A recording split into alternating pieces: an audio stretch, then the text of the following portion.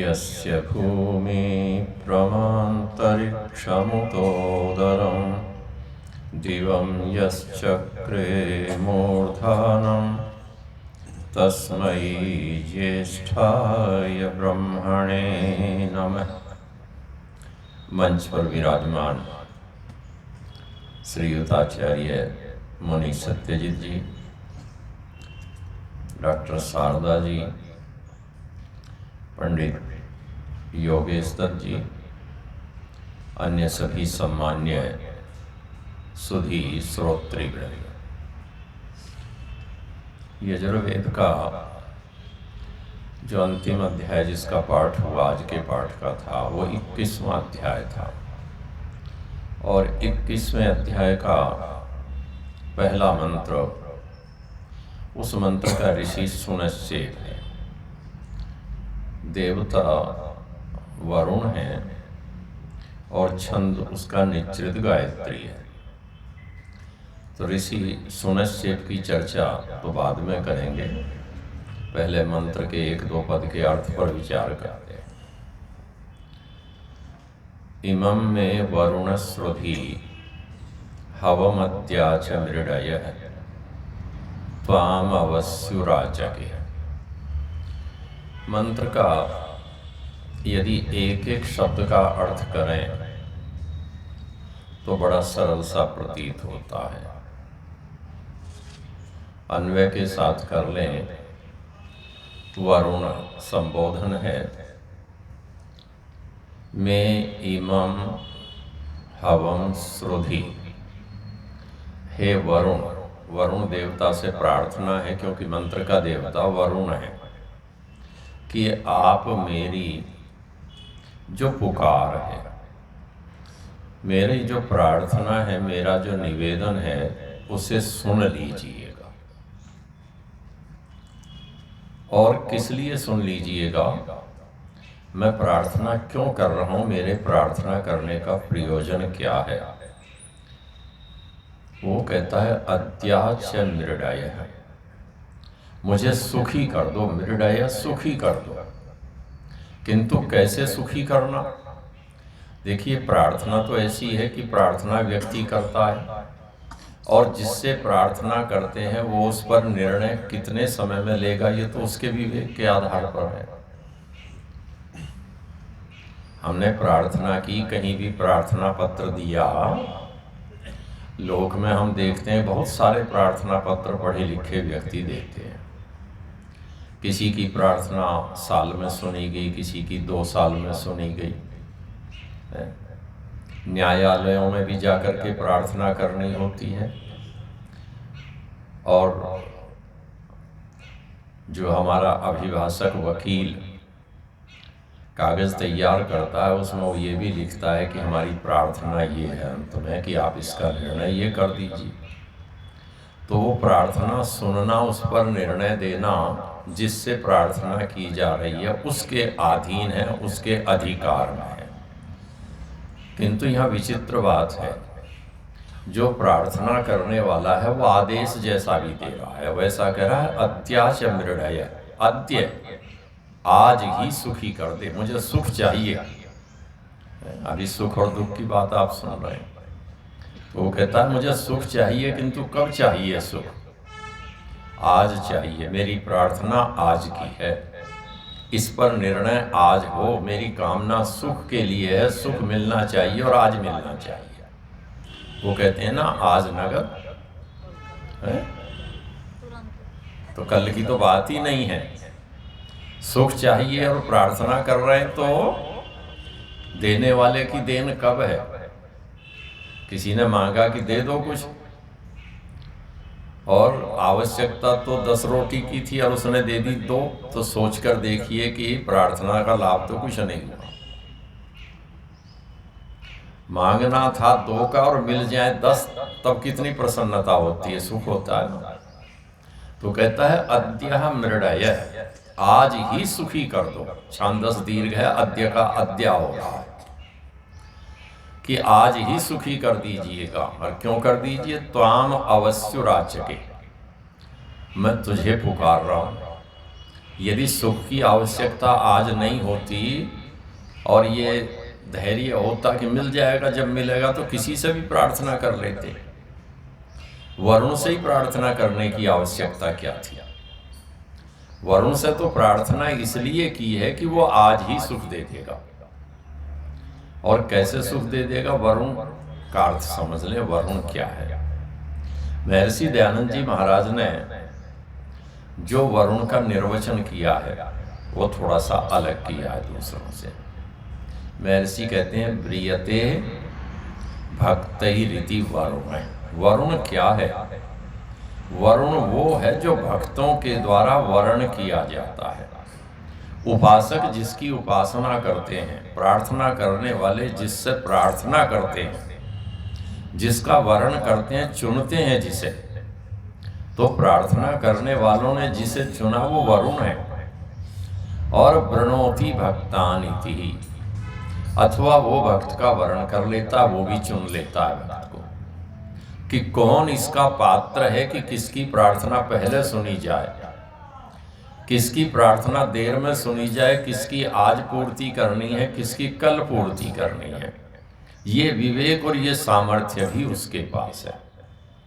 थोड़ी देर के लिए सोचकर देखें कि किसी व्यक्ति ने थाने में जाकर के शिकायत की और ये शिकायत की कि देखिए मेरे घर पर अमुक लोग चढ़ाए, हथियार लेकर आ गए हैं, गाली गलौज कर रहे हैं, मारने की धमकी दे रहे हैं। एक प्रार्थना। दूसरा, एक व्यक्ति आया कि मैं बाजार में वहाँ गया था और बैंक के दरवाजे पर मैंने अपनी साइकिल या बाइक खड़ी की थी और जब मैं आधे घंटे बाद बैंक से आया तो वहाँ पर मेरी बाइक या साइकिल नहीं थी। और दरोगा जी पूछने लगे, या जो हेड मुहर्रिर लिखता है एप्लीकेशन, वो पूछने लगे कि ये घटना कितने बजे की है। वो कहे कि 2-2.5 घंटे पुरानी घटना है। अब देखिए, दो प्रार्थनाएं हैं।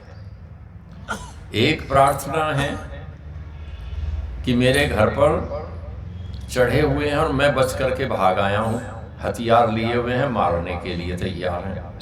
एक प्रार्थना है मेरी बाइक चोरी हो गई। कब हो गई? 2 घंटे पहले चोरी हो गई। तो दोनों में से कौन सी प्रार्थना ऐसी है जिस पर जल्दी शीघ्रता से एक्शन होना चाहिए? प्रार्थना तो दोनों है और थाने में दोनों साथ आए हैं, किंतु एक प्रार्थना इनमें से ऐसी है कि उस पर यदि कार्यवाही, निर्णय, एक्शन जितनी शीघ्रता में होगा उतना उसके लिए, उसके हित में होगा।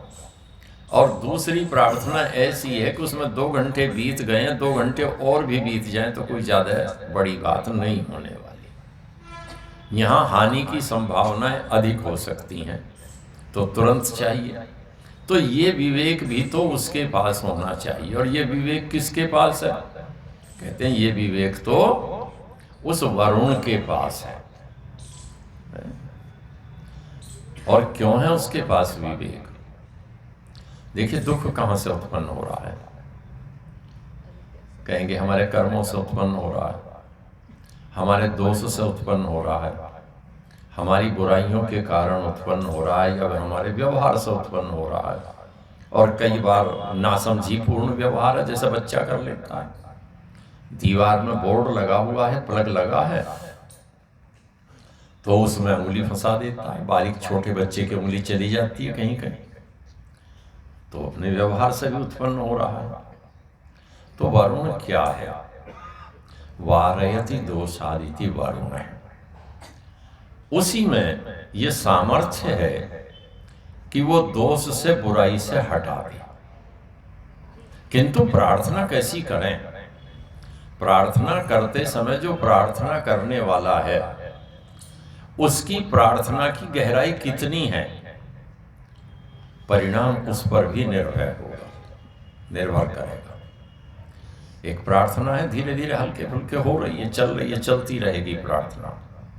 और एक प्रार्थना करने वाला उपासक भक्त ऐसा है, उसकी भक्ति की कहिए तीव्रता कह लीजिएगा, वो इतनी गूढ़ है, इतनी गहरी है, इतनी सघन है कि उसके अलावा उसका कहीं ध्यान नहीं है। तो वर्ण किसका पहले हो जाएगा? जिसको दर्शनकार ने कहा तीव्र संवेगानाम आसन्न। तो वो तीव्र संवेग भी तो हो प्रार्थना करते समय। यदि वो तीव्र संवेग नहीं है, और वो तीव्र संवेग समझाने के लिए एक उदाहरण है, बहुत सारे उदाहरण हैं संतों के जीवन के मिलते हैं। एक मैं उदाहरण थोड़ा सा दूसरा दूंगा, एक सूफी संत का उदाहरण है। फरीद नाम का एक संत था, और एक व्यक्ति को जानने के लिए ऐसी भावना लेकर के उसके पास आया कि कैसे प्रार्थना करूं, कितनी जल्दी फल प्राप्त हो जाए, कैसा कैसा हो। कोई उत्तर नहीं दिया। जब उसने बहुत आग्रह किया कि चलते हैं, और फरीद उसे नदी की धार के पास ले गया, और नदी की धारा के पास ले जाकर कहने लगा कि चलो पहले नहा लेते हैं दोनों। जब वो नदी की धारा में दोनों उतर गए तो फरीद ने उस भक्त की गर्दन को दबाया और पानी में नीचे डुबाने लगे। अब वो नीचे से वेग लगा रहा है, ताकत लगा रहा है ऊपर निकलने के लिए, और वो संत है कि छोड़ता ही नहीं है, सिर को नीचे कोशिश कर रहा है कि इसकी बस डुबो दे इसे पानी में किसी तरह से। जैसे तैसे करके उसने बल लगाया और वो छूट गया। उसने कहा कि मैं आया तो था तुमसे कुछ जान लेने, सीखने। मैं तो आया था तुम मुझसे मिला दोगे, तुम तो मुझे मारे दे रहे थे। फरीद ने कहा नहीं, मारे नहीं दे रहा था, मैं तुझे समझा रहा था, तुम्हें बता रहा था। तेरे अंदर जिस दिन इतनी चाह हो जाएगी उसे जानने के लिए, तब तू जान लेगा। अभी तो तू बात कर रहा था मेरे से, तेरे अंदर जो चाह जगी ना जीवन को बचाने की, वो यहाँ जगी।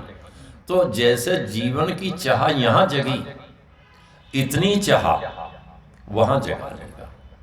तो हम भी यदि ये प्रार्थना करते हैं परमेश्वर से कि तू आज मुक्त कर दे, मुझे आज सुख दे दे।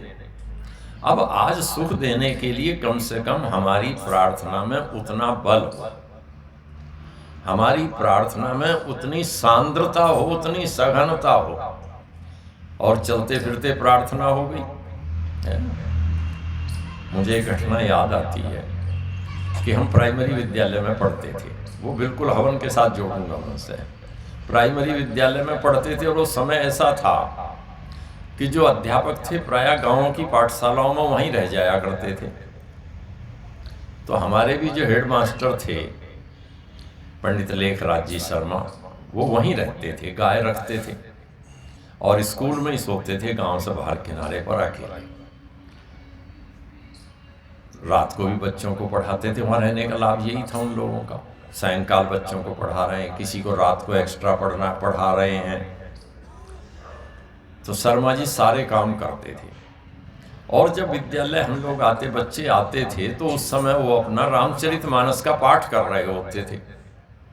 अब बच्चे तो बच्चे हैं, हल्ला गुल्ला भी करेंगे, तो पाठ कर रहे होते थे। तो जब बच्चे हल्ला गुल्ला करते तो पंडित जी उठते और खड़े होकर के दो चार मारते, और फिर अपना पाठ करना प्रारंभ कर देते। और उनकी प्रार्थना में कई बार ये काम हो जाया करता था प्रतिदिन कि उठेंगे, किसी को थप्पड़ लगा देंगे, किसी के वो एक बारीक सी लकड़ी रखते थे प्राय अध्यापक, वो लगा देंगे, और फिर उनकी प्रार्थना शुरू हो जाएगी। तो ये जो प्रार्थना है, हम भी तो यज्ञ करते समय ऐसा ही कर रहे होते हैं।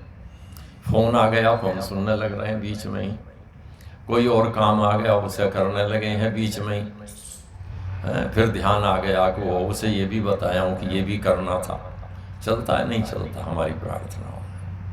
हमारी एकाग्रता कितनी है, हमारी निष्ठा के बिना तो एकाग्रता आ ही नहीं सकती है।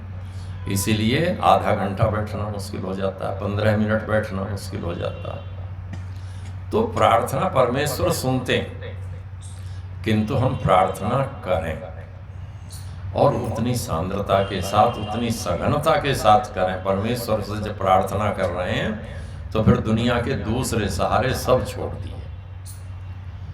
जब एक सहारे पर लगे प्रार्थना करते हैं, और वो ध्यान रखिएगा, केवल परमेश्वर की प्रार्थना ही उतनी सघनता से नहीं होगी।